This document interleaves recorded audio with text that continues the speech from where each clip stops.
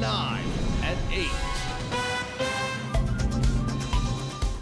අයිබෝවන් එක්වන් ඇත දැනගන්න ලංකාවේ අංක එකේ සමබර ප්‍රවෘත්ති විකාශය ලයිවටෙට් සමගින් අද භාමුවන මම චන්දන ජයසිංහ මම චවිකා ගුණසේකර සුපුරුදු පරිදි අදත් මුලින්ම සිරස්තල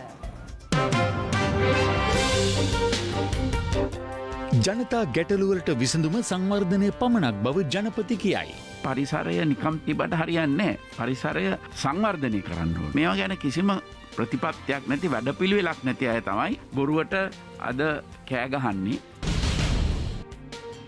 විෂ පොල්තෙල් වලට එරෙහිව CIDට පැමිණිල්ලක්.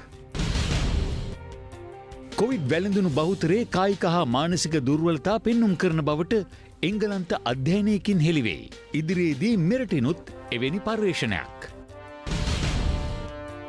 මව්පිය සෙනෙහස අහිමි වූවන්ට දුන් රැකවරණය. එල්ලවන චෝදනාවලට විමල් දුන් පිළිතුර.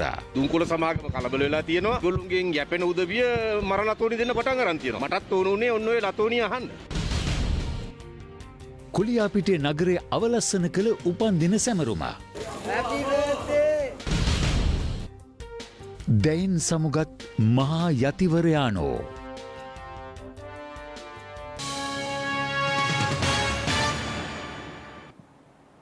අපවත් වී වදාළ ශ්‍රී ලංකා අමරපුර මහානිකායේ මහානායක අග්ගමහා පණ්ඩිත මහෝපාධ්‍යාය අතිපූජ්‍ය කොටුගොඩ ධම්මාවාස නාහිමියන්ගේ ශ්‍රී දේහය පිළිබඳ ආදාහන පූජෝත්සවය අද පස්වරුවේ කොළඹ නිදහස් චතුරස්‍ර පරිශ්‍රයේදී සිදු කරනු ලැබුවා. නාහිමියන්ගේ ආදාහන පූජෝත්සවය සිදු වූ අද ශෝක දිනයක් ලෙස නම් කරනු අතර ආදාහන කටයුතු සිදු කරනු ලැබුවේ පූර්ණ රාජ්‍ය ගෞරව සහිතවයි.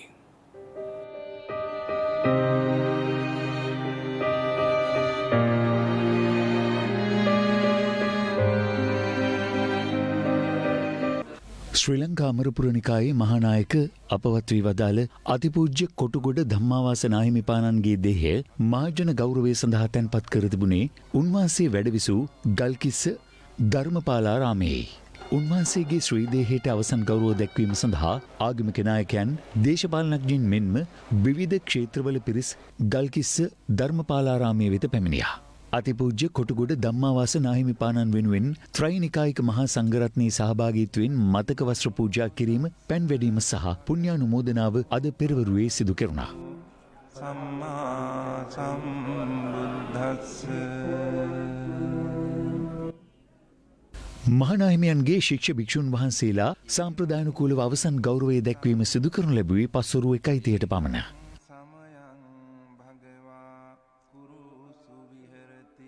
ඉන් අනතුරුව ගල්කිස්ස ධර්මපාලාරාමයේ තැන්පත් කර තිබූ ශ්‍රී දේහය ඉන් පිටතට වැඩම කරවනු ලැබුවා.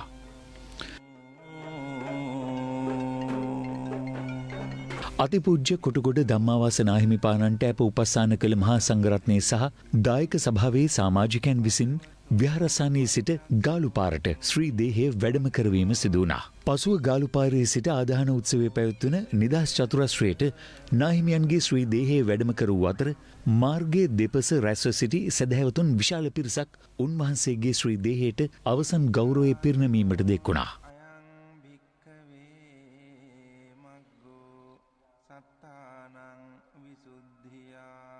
අතිපූජ්‍ය කොටුගොඩ ධම්මාවාස නාහිමියන්ගේ ශ්‍රී දේහය නිදහස් චතුරස්‍රී ආදාහන උත්සවය පැවැත්වන ස්ථානයට වැඩම කරවීමෙන් අනතුරුව ඉදිකර තිබූ සුවිශේෂී පීඨිකාවක තැන්පත් කරනු ලැබුවා. උන්වහන්සේගේ ශ්‍රී දේහයට අවසන් ගෞරව දැක්වීමට ත්‍රිනිකායික මහා සංඝරත්නය අන්‍යාගමික නායකයන් රැසක් එක්වුණා. ජනාධිපති ගෝඨාභය රාජපක්ෂ, කතානායක විපක්ෂ නායක ඇතුළු පක්ෂ විපක්ෂ දේශපාලන නායකයන්ද මේ ආදාන උත්සවයට එක්ව සිටියා.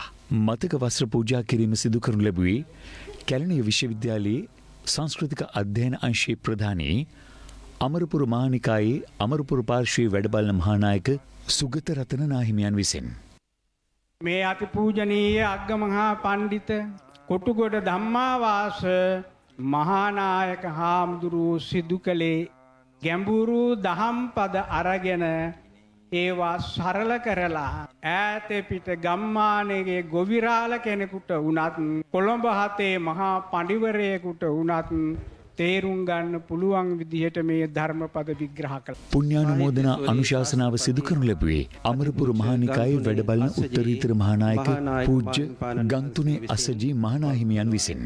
අතිපූජ්‍ය කොටුගොඩ ධම්මාවාස නාහිමියන්ගේ විදේශීය ශිෂ්‍ය භික්ෂුන් වහන්සේලාද අවසන් ගෞරව දක්වනු ලැබුවේ පුෂ්පෝපහාර සිදු කරමින්. ගිහි පැවිදි නායකයන් රැසක් අතිපූජ්‍ය කොටුගොඩ ධම්මාවාස නාහිමියන්ගේ දේහය පිළිබඳ ශෝක ප්‍රකාශ ඉදිරිපත් කිරීමද සිදු කළා. උන්වහන්සේගේ මුහුණේ තිබුණු සිනහව බුද්ධ ධර්මයේ අර සරල ජීවිත පැවැත්මෙන් පැවතෙන සිනහවක් හැටියටයි මම දැක්කේ. අපේ නායක ස්වාමීන් වහන්සේ මට දුන්නු අවවාදයක් තිබුණා. විමසිල්ලෙන් දුර දකිමින් නිවැරදිව ගමන් කරන්න. ඒ ලබා දුන්නු අවවාදය අපගේ තේමාවසේ සලකනවා. රටට අහිමි වූයේ වියත් ධර්මදර ශික්ෂාකාමී මහා පඬිරුවනෙකි. උන්වහන්සේගේ අපවත්වීමෙන් සිදුව පාඩුව කලකට පිරිමැසිය නොහැකිය. සංවේගය මෙයින් පිරිනමමි. මහින්ද රාජපක්ෂ ශ්‍රී ලංකා ප්‍රජාතාන්ත්‍රික සමාජවාදී ජනරාගයේ අග්‍රාමාත්‍ය. මහානායක ස්වාමීන් වහන්සේ කිසිම දිනයක පුද්ගලික සුඛවිහරණය වෙනුවෙන් රජයෙන් හෝ අපින් කිසිම ප්‍රතිලාභයක් අපේක්ෂා නොකළ වගේම ඒ අල්පේච්ඡ ගුණය උන්වහන්සේ ප්‍රගුණ කළා. අති ගෞරවාර්හ කොටුගොඩ ධම්මාවාස මහානායක හිමිපාණන් වහන්සේට නිර්වාණ සම්පත්තිය ලැබේවා. ඉතිඅජ්ජත්තං වා කායේ කායානුපස්සී විහෙරති බහිද්ධා වා කායේ කායානුපස්සී විහෙරති අජ්ජත් බහිද්ධා වා කායේ අවදාලු ඒ අනතුරු මහානාහිමියන්ගේ ශ්‍රී දේහය පිළිබඳ ආදාන පූජෝත්සවය සිදු කෙරුණා. ජනතාව විසින් දොහොත් මුදුන් තබා වන්දනාමාන කරන්නට තරම් පූජනීය පිරිසක් ලෙසයි අප සංඝයා වහන්සේලා හඳුන්වන්නේ. විදේශ රටවල් ගණනාවක වැඩවාසය කරන ස්වාමින් වහන්සේලා උන්වහන්සේට ගෞරව කරන්නට අපේ මහානායක හිමියන්ට ගෞරව කරන්නට මේ පුණ්‍ය මහෝත්සවය වෙනුවෙන් මේ ආදාන පූජෝත්සවය වෙනුවෙන් අද දවසේදී වැඩම කොට වදාලා. ඒ වගේමයි අප මෙරට පිළිබඳව සිහිපත් කරද්දී ශ්‍රී ලංකා ජනරජයේ ජනාධිපති ගරු ගෝඨාභය රාජපක්ෂ මැතිතුමන් ප්‍රමුඛ මැති ඇමතිවරුන්ලා ප්‍රමුඛ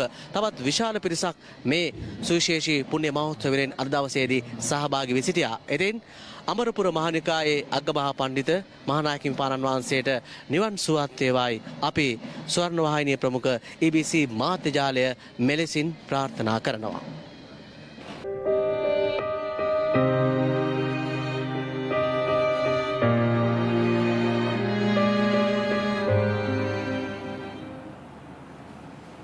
දීර්ඝ කාලීනව ජනතාව පීඩාවට පත් කරන ගැටලුවලට විසඳුම විධිමත් සංවර්ධනය පමණක් බව ජනාධිපති ගෝඨාභය රාජපක්ෂ මහතා පවසනවා.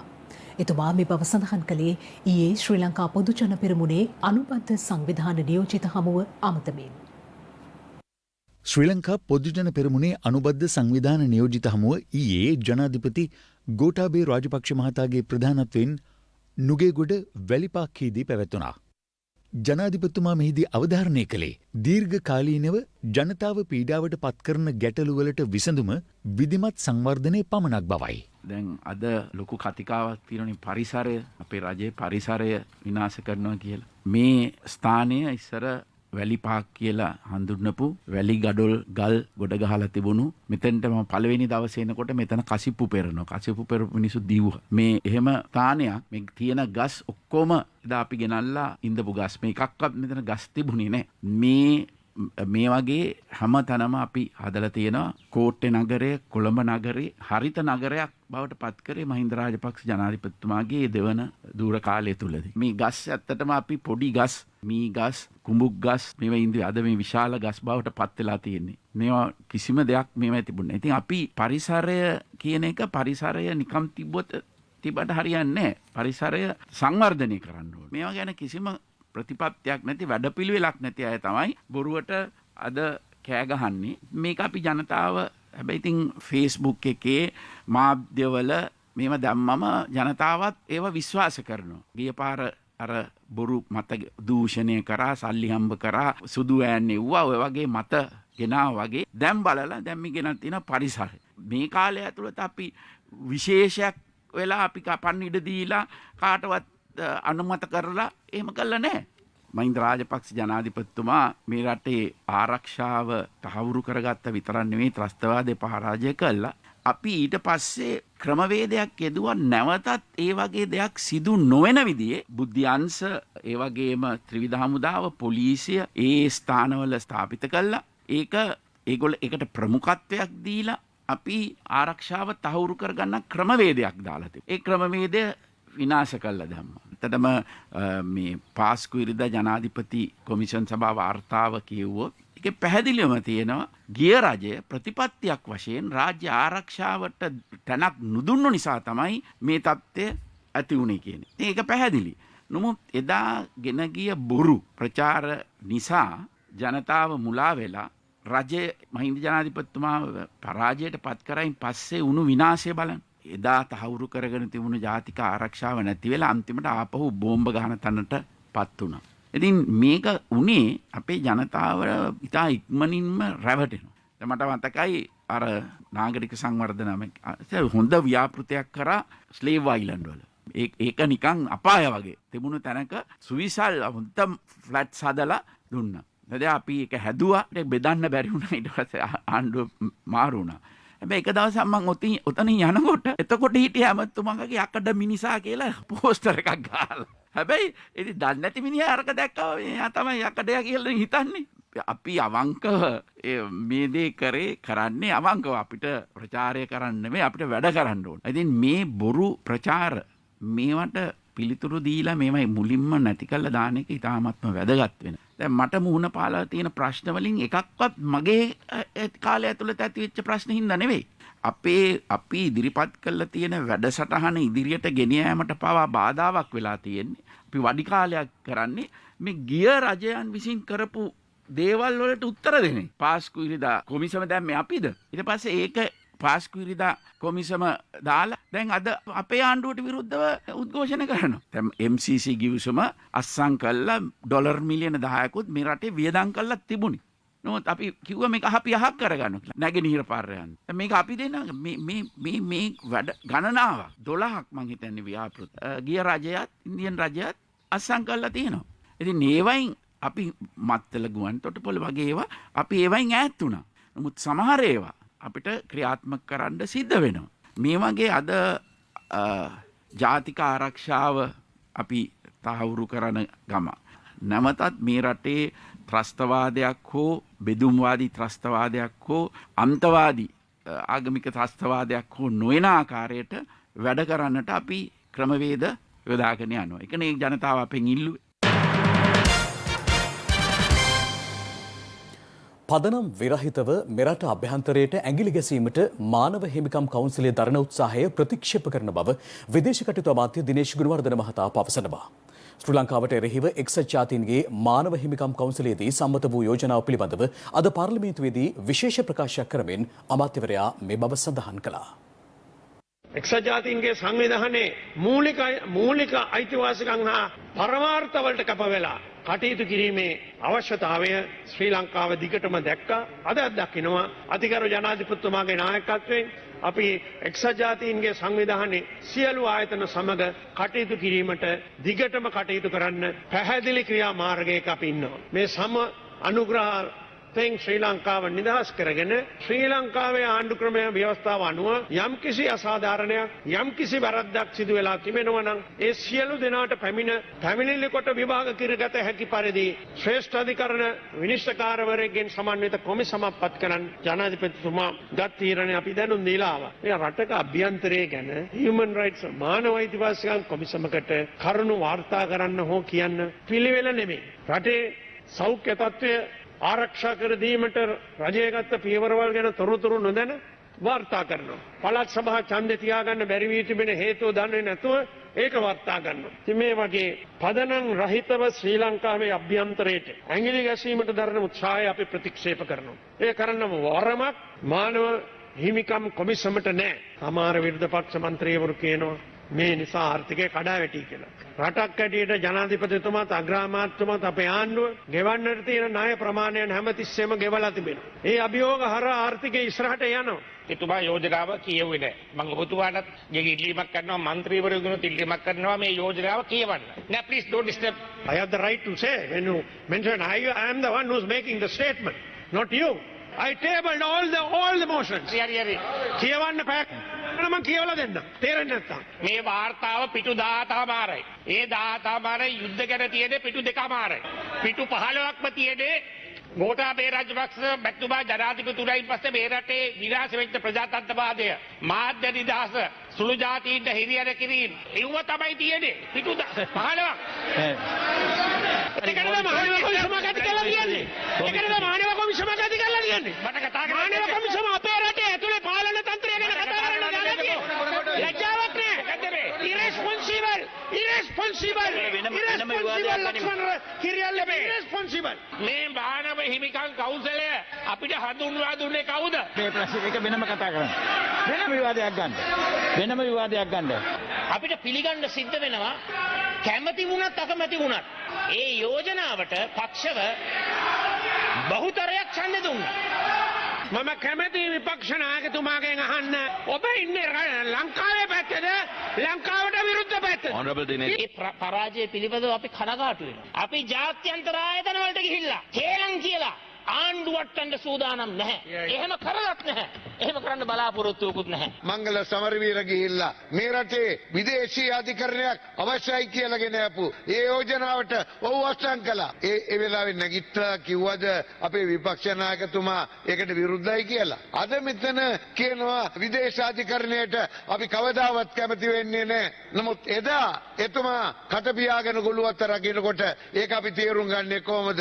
මධ්‍යස්ථභාවයක් කියලා. ඒ නිසා මම කියනවා මේ අපේ විපක්ෂ නායකතුමා ඇත්තටම ඉන්නේ ප්‍රජාතන්ත්‍රවාදී හෝඩියේ. දුම්කොළ සමාගම් වලින් යැපෙන පිරිස් තමන්ට එරෙහිව අදහස් දැක්වීමට පටන්ගෙන ඇති බව කර්මාන්ත අමාත්‍ය විමල් වීරවංශ මහතා පවසනවා. කඩුවෙල පැවති උත්සවයකින් අනතුරුව අමාත්‍යවරයා මේ අදහස් පළ කළා. පසුගිය 17 වෙනිදා අමාත්‍ය විමල් වීරවංශ මහතා කුරුඳු ආශ්‍රිතව නිෂ්පාදනය කළ සිගරට්ටුවක් ජනගත කිරීම සඳහා මෙලෙසෙක් වුණා.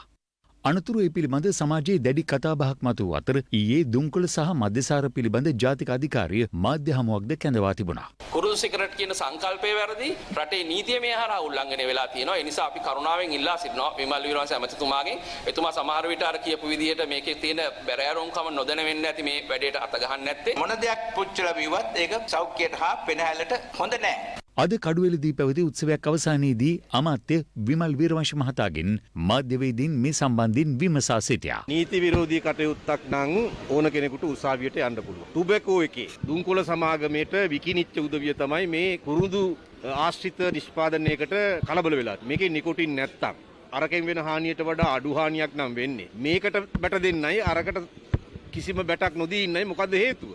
මේ දුම්කොළ සමාගම කලබල වෙලා තියෙනවා. ඒගොල්ලොන්ගෙන් යැපෙන උදවිය මර ලතෝනි දෙන්න පටන් ගන්න තියෙනවා. මටත් ඕන උනේ ඔන්න ඔය ලතෝනිය අහන්න. මම ඒක බොහොම කැමැත්තෙන් අහගෙන ඉන්නවා. නරක ආදර්ශයක් මේ රටේ ළමා පරිපූර්ණ දුන්නා කියලා තමයි කියන්නේ. යම් කිසි දෙයක් කටේ තියාගෙන ඉන්න එක නරක ආදර්ශයක්. අබ්බේ කිරින්නේ මම හුවාදැක්කමයි. මෙච්චර කාල දැන් මේ ටොබැකෝ එකේ මේ සිගරට් කවුරුත් බොන්නේ නැතුව සාන්ත දාන තීන්තු කුඩු වගේ ඉන්නේ නැත්තේ. අර වඩා හානිකර එකෙන් අඩු හානිකර එකකට පොළඹවන එක වරදක්ද? ඒක තමයි ලෝකේ තියෙන ක්‍රමේ. කියන ඔබතුමාත් මේ ඉඳලා ගත්තා කියලා. මට 7-5ක්වත් ලැබිලත් නැහැ. ඒ සමාගම කියන්නේ දේශීය බොහොම අමාරුවෙන් දුවන සමාගමක්. ඒ නවනිපැවුම් කරුවෙක්. ඒ දේශීය නවනිපැවුම් කරුවට කර්මාන්ත ඇමති හැටියට මට දෙන්න පුළුවන් උපරිම සහයෝගය මම දීලා තියෙනවා. ඔය කලබල වෙලා තියෙන අයගේ කලබල වීම පේනවා මගේ වැඩේ සාර්ථකයි කියලා. සමෘද්ධිමත් ජාතික 54 වන ජාතික අලුත් සහල් මංගල්‍ය වෙනුවෙන් දිවයින පුරා ගොවි ජනතාවගේ සහල් අස්වනු එක්රැස් කිරීමේ කටයුතු ස්වර්ණවාහිනිය සහ ශ්‍රී FM මාධ්‍ය එකමුතුවෙන් මේ දිනවල සිදු වෙනවා. 54 වන ජාතික අලුත් සහල් මංගල්‍ය එළඹෙන අප්‍රේල් මාස 4 වෙනිදා ජනාධිපති ගෝඨාභය රාජපක්ෂ මහතාගේ ප්‍රධානත්වයෙන් අනුරාධපුර ජයශ්‍රී මහා බෝධීන් වහන්සේ ඉදිරිපිටදී සිදු කරනවා. අද උදෑසනම අලුත් සහල් මංගල්‍ය වෙනුවෙන් ගොවි ජනතාවගේ සහල් එක්රැස් කිරීමේ කටයුතු දිවයිනේ දිස්ත්‍රික්ක 3ක ආරම්භ වුණා. මඩකලපුව දිස්ත්‍රික් ගොවිජන සේවා මධ්‍යස්ථානයට මෙලෙස පිරිසෙක් වූයේ ඒ උතුම් අවස්ථාවට සහභාගී වීමටයි.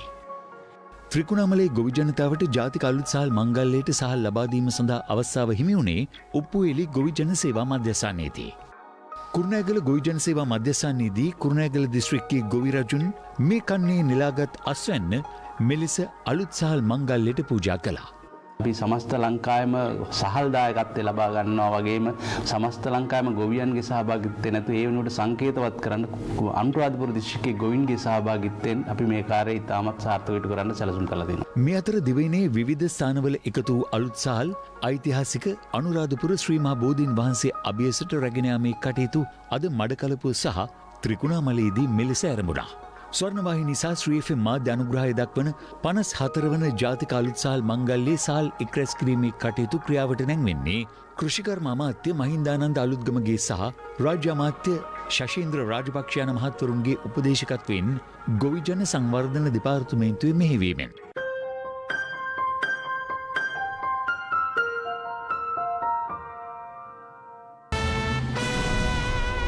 This is Live at 8. දැන් තවත් දේශීය පුවතක්. COVID-19 මර්ධනය සඳහා ලබා දෙන ඔක්ස්ෆර්ඩ් ඇස්ට්‍රසෙනිකා කොවිෂීල්ඩ් එන්නත අපනයනය කිරීම අත්හිටුවීමට ඉන්දියාව ගත් තීරණය මගින් මෙරට ජනතාවට දෙවන මාත්‍රාව ලබා දීමට බාධාවක් නොවන බව සෞඛ්‍ය අමාත්‍යාංශය පවසනවා. එම අමාත්‍යාංශය පෙන්වා දෙන්නේ ජනවාරි මාසයේ එන්නත ලබා දුන් පුද්ගලයින්ට දෙවන මාත්‍රාව ලබා දීම සිංහල අලුත් අවුරුද්දෙන් පසුව සිදු කිරීමට අපේක්ෂා කරන බවයි. අදත් මෙරටින් කොවිඩ් ආසාදිතයින් 163 දෙනෙකු වාර්තා වීමත් සමග සමස්ත ආසාදිතයින් සංඛ්‍යාව 91,181ක් දක්වා ඉහළ ගියා. COVID-19 පැතිරීම වැළැක්වීම සඳහා ඔක්ස්ෆර්ඩ් ඇස්ට්‍රාසෙනකා කොවිෂීල්ඩ් එන්නත මෙරට ජනතාවට ලබා දීම ආරම්භ කෙරුණේ පසුගිය ජනවාරි මාසයේදී. COVID-19 මර්ධන කටයුතු වල නිරත සෞඛ්‍යංශ සහ ආරක්ෂකංශ නිලධාරීන්ට එන්නත් කිරීමේදී ප්‍රමුඛතාවය ලබා දීමට පියවර ගැනුණා. මේ වන විට බස්නාහිර පළාතේ වැඩි අවදානමක් සහිත ප්‍රදේශවල වයස අවුරුදු 60 ඉක්ම වූ පුද්ගලයින්ට ප්‍රමුඛතාවය ලබා දෙමින් එන්නත් කිරීම සිදු කරනවා. ඇස්ට්‍රාසෙනකා කොවිෂීල්ඩ් එන්නතේ මාත්‍රා දෙකක් එක් පුද්ගලයෙකුට ලබා දිය යුතු අතර මේ වනතෙක් මෙරට පුද්ගලයින්ට ලබා දීම සිදු කරන්නේ එහි පළමු මාත්‍රාවයි. එන්නතේ දෙවන මාත්‍රාව ලබා දීම සිංහල අලුත් අවුරුද්දෙන් පසු සිදු කිරීමට සෞඛ්‍යංශ අපේක්ෂා කරනවා. ඔක්ස්ෆර්ඩ් ඇස්ට්‍රාසෙනකා කොවිෂීල්ඩ් එන්නත අපනයනය කිරීම අත්හිටුවීමට ඉන්දිය රජය තීරණය කර තිබෙනවා. ඒ ඉන්දියාවින් වාර්තා වන ආසාදිතයන්ගේ ඉහළ යාමත් සමග එන්නතට දේශීය වශයෙන් ලැබී ඇති ඉල්ලුම සැලකිල්ලට ගනිමින්. හැබැයි මේ වනතෙක් නිල වශයෙන් ශ්‍රී ලංකාවට එහෙම දැනුම් දීමක් කරලා නැහැ. දැන් හුඟ දෙනෙක්ට තියෙන ප්‍රශ්නයක් තමයි දෙවෙනි මාත්‍රාව ලබා ගන්න හැකි වෙයිද ප්‍රශ්නයක් ඇති වෙයිද කියලා. අපේ අතේ දැනට එන්නත් මාත්‍රා ලක්ෂ 4ක් තියෙනවා. මැයි මාසේ අන්තිම වෙනකන් දෙවෙනි මාත්‍රාව ලබා දීමේ හැකියාවක් අපිට තියෙනවා. ඒ නිසා කිසිසේත් මැයි අන්තිම වෙනකන් අපිට ප්‍රශ්නයක් ඇති වෙන්නේ නැහැ. ඒ වගේම තමයි මේ වෙනකොට ඉන්දියාව සමග අප රාජතාන්ත්‍රික හැටියට මේ පිළිබඳව සාකච්ඡා කරගෙන යනවා. නිල නොවන හැටියට අපිට දැනුම්පත් කරලා තියෙනවා. තවත් මාත්‍රා ලක්ෂ 5ක් ශ්‍රී ලංකාවට ලබා දෙන්න පියවර ගන්නවා කියලා. ඒක නිසා කිසිසේත්ම මේ වෙනකොට එන්නත් ලබාගෙන තියෙන අයට දෙවනි මාත්‍රාව ලබා ගැනීමේ ප්‍රශ්නයක් ඇති වෙන්නේ නැහැ. හැටන් කොටගල ප්‍රදේශයෙන් ආසාදිතයන් 14 දෙනෙකු හඳුනාගෙන ඇති අතර ඉන් 9 දෙනෙකු පාසල් සෙසුන්. බීරකැටිය ප්‍රදේශයේ පාසල් ගුරුවරයෙකු සහ ඔහුගේ ආශ්‍රිතයන් 12 දෙනෙකුට COVID-19 ආසාදනය වීමත් සමග බීරකැටිය නගරයේ පාසල් 4ක් අද සහ හෙට වසා දැමීමට ප්‍රාදේශීය කොවිඩ් කමිටුව පියවරගෙන තිබෙනවා. පුද්ගලයින් 14 දෙනෙකුට දෙවි අහිමි කරමින් පසුගියදා පස්සර 13 කනුව ප්‍රදේශයේ සිදු වූ මාරක රියනතුරින් ඇවිලුණු දුක්ගිනි තවමත් නිවී ගොස් නැහැ. ඒ අදුරු ඛේදවාචකයේ මතක සමග තවමත් වැළපෙන හදවත්වල සෝසුසුම් නිවාලන්නට හැකිනම් එය සැබෑම මනුෂ්‍යත් ක්‍රියාවක්. පස්සර රියනතුරින් මව්පියන් අහිමි වූ එකම පවුලේ දරුවන් 3 දෙනෙකුට රැකවරණය ලබා දීමට ඉදිරිපත් වූ වෛද්‍යවරයෙකු පිළිබඳව අපට අසන්නට ලැබුණේ සැබෑ මනුෂ්‍යත්වය ගැන සැමටම ආදර්ශයක් ලබා දෙමින්.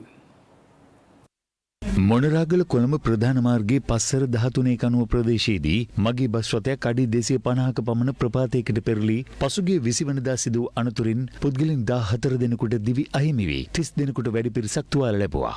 ලුණුගල යපම්ම ප්‍රදේශයේ පදිංචි පෙදරේරුවෙක් ලෙස කටයුතු කළ දෙදරුපියෙක් වන අශෝක පද්මකුමාරටද එම බස් රථ අනතුරින් දිවි අහිමි වුණා. සිය 8 හැවිරිදි හා සිව් හැවිරිදි දියණියන් සමග මෙලොව තනි වූ අශෝකගේ බිරිඳට සිය සැමියාගේ දේහය නිවසේ තැන්පත් කිරීමට පවා ඉඩ පහසුකම් නොතිබූ නිසා දේහය තැන්පත් කෙරුණේ ඥාති නිවසකයි. ඒගේ අපි තාත්තා නැති වෙලා තාම මාස 9. මයි දරුවෝ දෙන තනිව කවුරුත් නැහැ අපි ගැන බලන්න. ලුණුගල පදිංචි අන්තෝනි නෝවා සහ බෙනඩික් මොරෝනා යන අමුසැමියුවලද බදුල්ල මහරුවලට අදාළ බස් රථයෙන් යමින් සිටියේ අක්ෂී ශල්‍ය කර්මයකටයි. අනපේක්ෂිතව සිදු වූ මෙම අනතුරින් ඔවුන් දෙදෙනාම මරුතුරුලට ගියේ. දරුවන් තිදෙනෙකු මෙලොව තනි කරමින් මව්පියන් අහිමිව 70 හැවිරිදි සිය මිත්තණියගේ රැකවරණය මැද දිවිගෙවන 3, 8 සහ 9 වන වියේ පසුවන මේ දරුවන් පත්ව සිටින්නේ දැඩි අසරණ භාවයකටයි. මෙයාලගේ අම්මයි තාත්තයි බේතක් ගන්නයි ගිහින් තිබුණේ. ළමයි දෙන්න බෝඩ් කරලා ඉගැන්නුවේ. මමත් කරන්නේ කුලී වැඩ. අම්මා තාත්තා නැති වුණත් මම මේ දරුවන්ට කොහොම හරි උගන්වනවා. ඒ දේ කරන්න පුළුවන් නම් මට උදව් කරන්න. මෙලෙස සිය අනාගතය ගැන අවිනිශ්චිතව සිටි මේ දරුවන් තිදෙනාට රැකවරණය ලබා දීමට අම්පාර ප්‍රාදේශීය වසංගත රෝග විද්‍යාඥ වෛද්‍ය වජිර රාජපක්ෂ මහතා සහ ඔහුගේ බිරිඳ තරංගා වික්‍රමරත්න මහත්මිය ඉදිරිපත් වුණේ වත්මන් සමාජය තුළ මනුෂ්‍යත්වය පිළිබඳව සැමට ආදර්ශයක් ලබා දෙමින්. මේ දරුවෝ කැමති නම් ඒගොල්ලන්ගේ බාරකාරයෝ කැමති නම් අපි කැමති දරුවෝ ඉන්න අපේ රැකවරණයට වදා ගන්න. ඔබ නැවතත් ලයිව් එට් සමගින්. පොල්තෙල්වල පිළිකාකාරක රසායනික ද්‍රව්‍ය ඇද්දැයි පරීක්ෂා කිරීම සඳහා වෙළඳපොලෙන් ලබාගත් සම්පල රජයේ රස පරීක්ෂකවරයා වෙත යොමු කරන බව මහජන සෞඛ්‍ය පරීක්ෂකවරුන්ගේ සංගමය පවසනවා.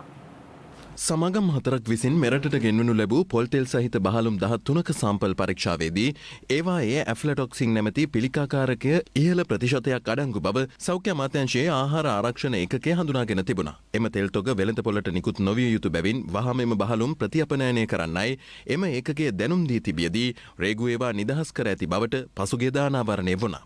කෙසේ වෙතත් ශ්‍රී ලංකා රේගුවේ අධ්‍යක්ෂ ජෙනරාල් විශ්‍රාමික මේජර් ජෙනරල් විජිත රවිප්‍රිය මහතා ඊයේ විශේෂ මාධ්‍ය හමුවක් ඇඳවමින් පැවසුවේ ශ්‍රී ලංකා ප්‍රමිති ආයතනය විසින් අදාළ පොල්තෙල් පරීක්ෂා කිරීමෙන් පසු ඒවා ආනයනය කළ ආයතනයේ ගුදම්වලට නිකුත් කළද ඒවා මෙතෙක් වෙළඳපොළට නිකුත් කර නොමැති බවයි. කෙසේ වෙතත් අප කළ විමසීමකදී ශ්‍රී ලංකා ප්‍රමිති ආයතනයේ සභාපති නුෂාඩ් පෙරේරා මහතා පැවසුවේ මත බෙහෙදයට තුඩු දුන් එම තෙල් තොගවල සාම්පල තම ආයතනය හරහා පරීක්ෂා කළ අවස්ථාවේදී ඇෆ්ලටොක්සින් අඩංගු බව තහවුරු නොවූ අතර ඒ අනුව බහලුම් නිදහස් කළ හැකි බවට රේගුව වෙත දැනුම් දීමට පියවරගත් බවයි. මේ සම්බන්ධයෙන් ඊයේ පාර්ලිමේන්තුවේදීද අදහස් දක්වමින් වෙළඳ අමාත්‍ය බන්දුල ගුණවර්ධන මහතා පැවසුවේ වෙළඳපොලේ අහිතකර පොල්තෙල් නැත්නම් පාරිභෝගිකයින්ට ඒ සම්බන්ධයෙන් දැනුම් දීමක් සිදු කළ හැකි බවයි. මතභේදයට තුඩු දුන් ආනයනික පොල්තෙල් සම්බන්ධයෙන් පැමිණිල්ලක් ගොනු කිරීමට පූජ්‍ය ජඹුරේවල චන්ද්‍රරත්න හිමියන් අද අපරාධ පරීක්ෂණ දෙපාර්තමේන්තුව වෙත පැමිණියා. අපට පේනවා තොරතුරු වසන් කරමින් මේ විස රසායනික ද්‍රව්‍ය සහිත පොල්තෙල් මේ වෙන විට පාරිභෝගිකයන්ගේ පරිහරණය පිණිස යොමු කරලා තියෙනවා. මහජනතාවගේ මහජන සෞඛ්‍ය අගතියට පත් කරමින් ව්‍යාපාරිකයෝ ලාභ ලැබීම පිණිස මිනිසුන්ගේ සෞඛ්‍ය අගතියට පත් කරනවා නම් එවැනි කටයුතු සම්බන්ධයෙන් අපි නිහඬව ඉන්න සූදානමක් නැහැ. ඒ සමගින් අප සමුගන්නවා. සුබරාත්‍රය. සුබරාත්‍රය.